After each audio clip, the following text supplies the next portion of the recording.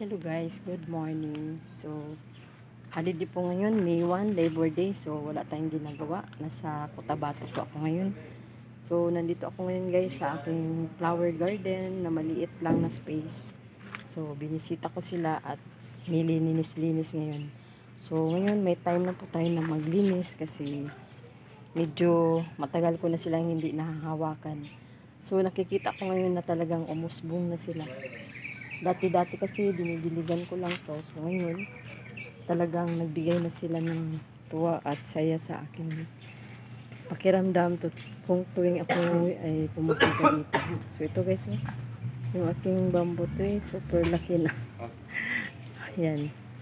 Tsaka yung aking welcome plants, ayan. Sobrang lalaki na nila guys. Ayan. Dati maliit lang talaga yan, ilang piraso lang. Pero ngayon, nilipat ko sa balde, ayan. So guys, ito naman tayo. So lilinisin ko na, tatanggalan ko sila ng mga dried leaves para umusbong sila. Oh, yung niyog ko guys, oh, tingnan mo.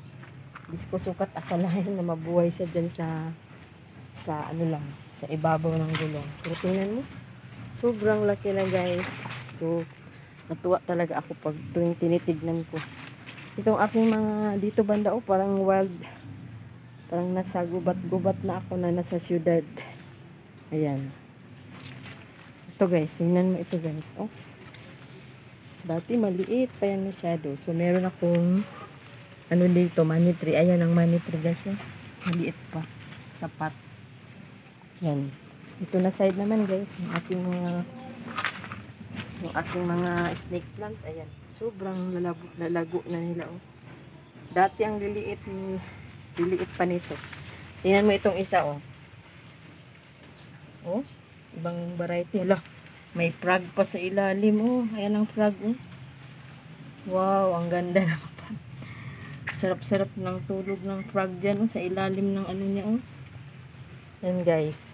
So, tingnan mo din natin itong aking avocado. Nasa ibabaw lang din ng gulong. Tingnan mo, guys, oh. Laki na. Yung saging ko rin. 2 times na ako naka-harvest nito guys. So ngayon parang mamumunga na rin. Ayan.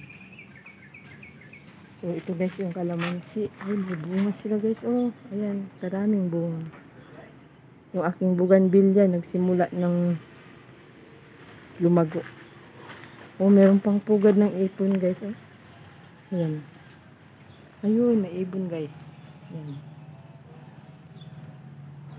Tingnan mo guys, oh, parang semi-forest nang nangyari dito sa gilid ng office ng Jade's Cargo, Cotabato. So, yan guys. Thank you for watching.